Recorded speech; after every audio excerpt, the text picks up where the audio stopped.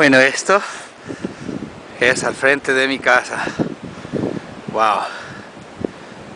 Aquí hay quizás unas 30, quizás 40 pulgadas de nieve, todo acumulado.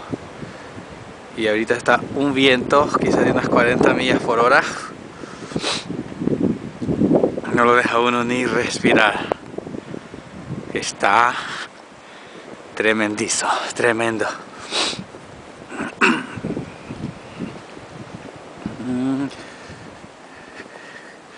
Estas venas apenas asoman. Wow.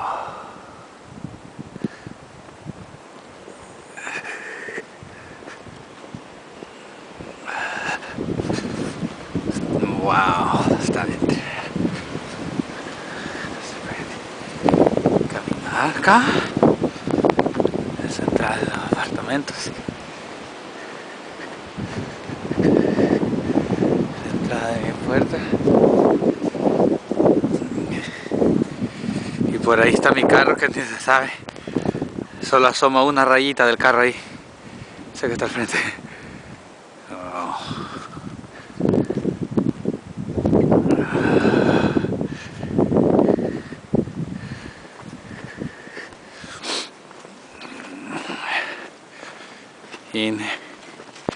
Increíble.